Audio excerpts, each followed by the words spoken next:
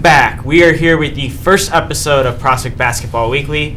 I'm here with Coach Carr Medela. Coach, how you doing today? Doing well. Thanks. Excited for the first one.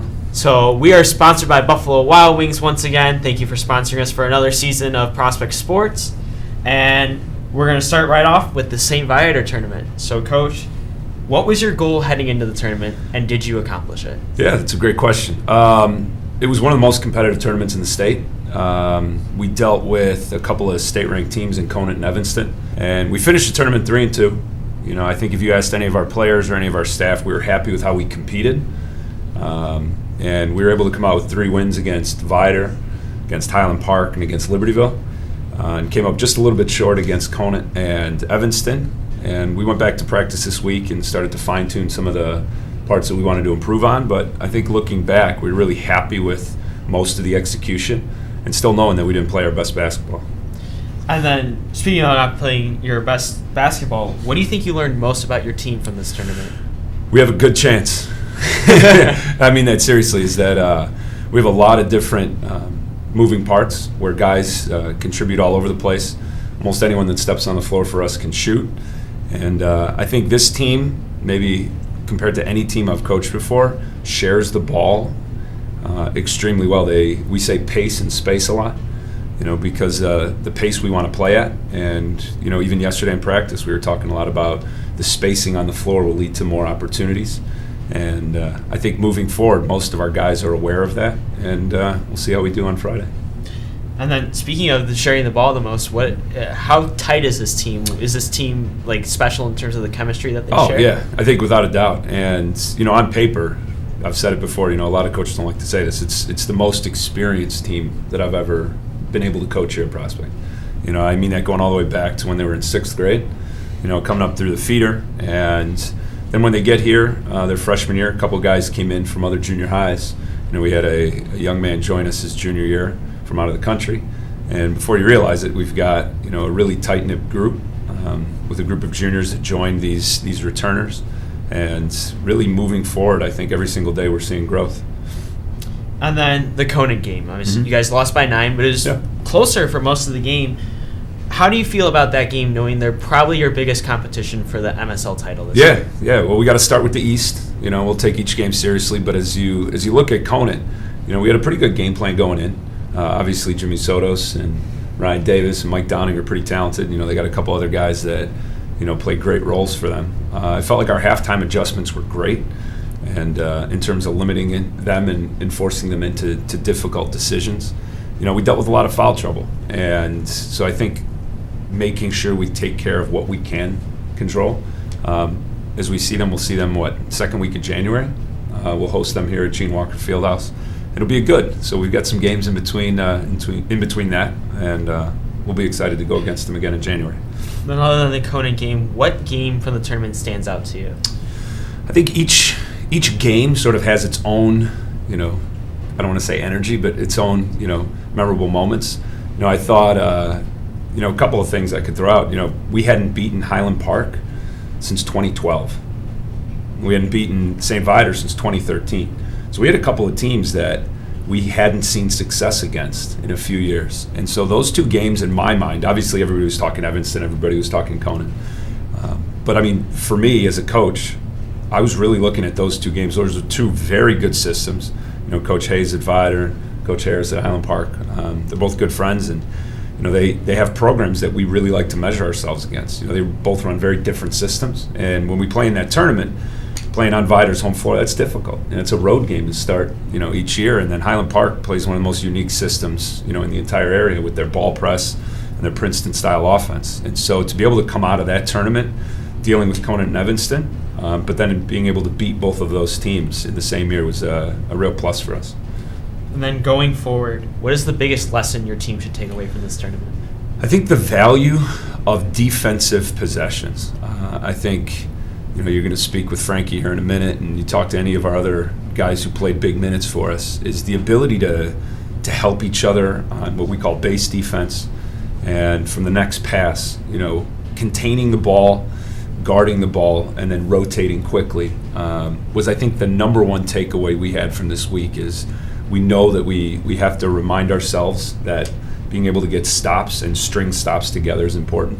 And it's something we focused on this week, and something that you'll see, I think, a different energy and attitude focused on that heading into tomorrow night. All right. Thank you, Coach. We will see you later to preview the game against Sounds Hersey. good. Thanks, Paul. Next coming up is player Frankie Mack. All right, so now we are joined by senior Frankie Mack. My name is Jack Ankeny of Prospect Basketball Weekly. So now, Frankie, what would you say stood out to you most about the St. Viator Thanksgiving tournament? First of all, it was a lot of fun.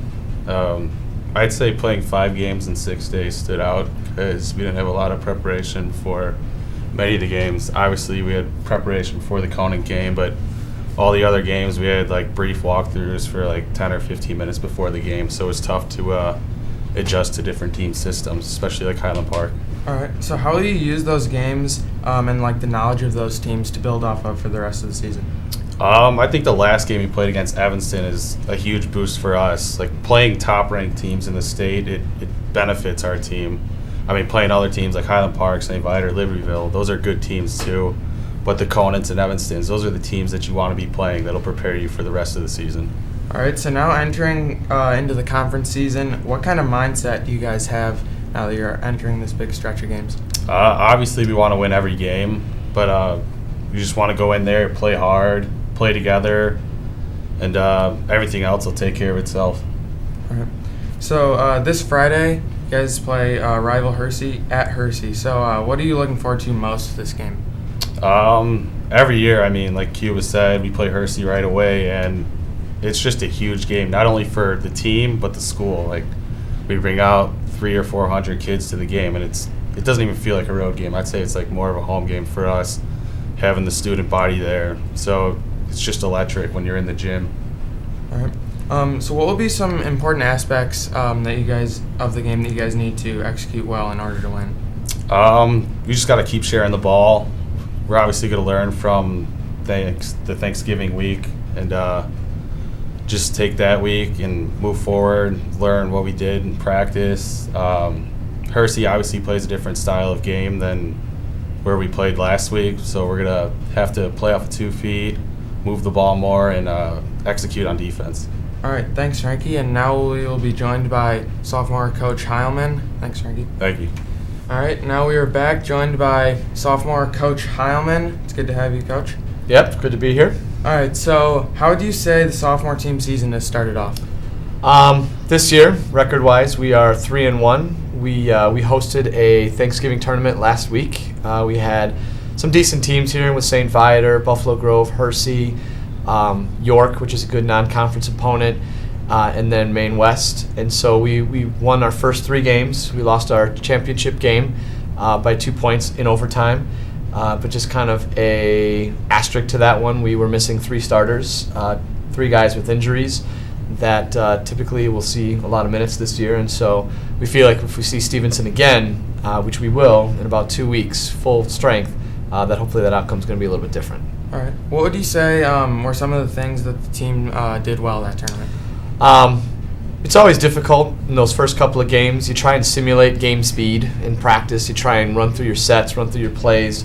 Sometimes it's a little bit difficult to truly get game action.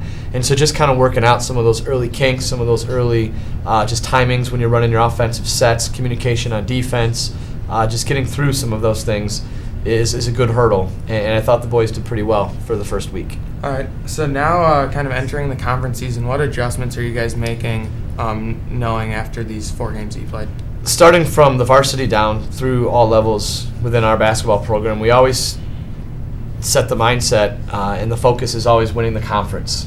Those games we put a little bit more towards. The mentality is kind of you start from the inside out, and you start with the most important games being those conference games. And so we know it's always going to be physical. The MSL always is. Typically the style of basketball is pretty similar to one another, and the MSL teams are usually very well coached and they're very well prepared. So we look forward to that challenge. All right. So what are the team's biggest goals heading into the season? I think some of the easiest goals to identify are our wins and losses. We typically cover that in some of our early meetings before we even get the season rolling. In terms of with games, we kind of set a benchmark for winning majority of our games. But the other part of it too is we we want to make sure, at least at the under levels, the sophomores being that we prepare the kids for the varsity. We put them in drills. We try to give them skills that are going to, again, benefit when they move on to the next level. It's not necessarily always about winning at the sophomore level or even at the freshman level. It's about making sure that they're getting better from when the season started to when the season ends, so that when they get to the varsity, the one that really counts, that they're prepared. Okay, so what would you say the team is looking forward to most for the rest of the season? Probably just getting the opportunity to compete. We last year we had a really successful year with that sophomore group. We were 24-5. And we're just looking to kind of continue that dominance. We won a lot of the tournaments that we entered. Boys had a lot of fun because, of course, winning brings fun. But just kind of trying to keep them grounded and realizing that it's the process that really matters with all of this and not necessarily just the wins and losses. Okay, thanks, Coach Heilman. And next up will be Coach Carr Medela to preview Friday's game. Welcome back to Prospect Basketball Weekly, sponsored by Buffalo Wild Wings. Here once again with Coach Carr Medela to preview this week's game against Hersey. So, Coach, what is it like to open the MSL season against rival Hersey? Oh, it's always special. It's happened, if you look back the last few years, it's happened quite a few times where, like last year, we hosted Hersey. I remember back Frankie's freshman year, we opened at Hersey. So it seems to be a game that's scheduled in the MSL, sort of as a rivalry type game. You know, if you look at the MSL, you know, Palatine-Fremd is a big rivalry. They play this upcoming first game. We play at Hersey as well. So, you know, the school gets behind it. You know, we'll have our annual road trip over there, and it's quite an atmosphere to start the MSL. Then what do you think are going to be the keys to Friday's game? Like I mentioned earlier, I think the big thing is how quickly we can rotate on defense, how quickly we can share the ball. And to be honest, we've been taking really good shots in games. I'd love to see us shoot a little bit higher percentage when we're, you know, rotating off and continuing to create space in our offense. You know, our guys talk a lot about next pass and the way Hersey's defense rotates. You know, our guys are very aware of how they have to be able to attack off the dribble, but also where the releases are. You said you guys have been taking a lot of good shots, but you wish you were shooting a higher percentage. How do you guys adjust when you're taking those good shots and they're just not falling? Oh, as I always tell our guys, you're hot or about to get hot. Those are the only two mentalities that I allow them to have. If they're hitting shots, great, they're hot. If they've missed the last couple, they have to have the mentality that they're about to get hot. Is that we don't really have time for negativity. And we talk, and there's a saying that we have, it's on the back of our warm-ups, it just says undefeated mind. So the goal is to have this mindset that you're constantly in attack mode. You don't really have time to focus on the negativity. And so when we're taking the right shots, that's all I can ask of our players. And then, obviously, Hersey's bringing back third-year player Joe Cafaro, probably one of their better players from last year, and definitely will be one of their stars this year. Averaged 15 points a game last year. How are you guys planning on defending him? Yeah, Joey's great. You know, Joey's definitely a talented guard. He's one of the better ones in the MSL. We'll run a couple different guys at him, you know, without revealing too much. I think it's a healthy rivalry. I've known Joey over the last couple of years, and I'm excited to see I think, good guys competing against each other in a good Friday night game. And then Hersey has some holes to fill from last year's team. They've had a few guys looking at those holes. Do you feel that there's an extra element of the unknown heading into Hersey this year? That's a great question. I think there's a lot of those unknowns in high school basketball just due to the fact that almost every year every team replaces about half of their lineup, if not more. You know, we're in a nice position where we're returning almost all of our contributions from last year. But when you look at Hersey and you look at the other MSL teams, you really go in trying to impose your will, trying to get the team playing at your tempo. And, you know, feel like we have a pretty good idea of what Hersey's trying to do this year. And will be interesting to see how they try and guard us. And I think that's what the great part about what me and my staff do is that we try and make sure that we're ready to adapt based on whatever's thrown at us Friday night. All right. Thank you, Coach. Good luck Friday night. Thank you. This has been Week 1 of Prospect Basketball Weekly. I'm your host, Paul Evers, and we will see you next week.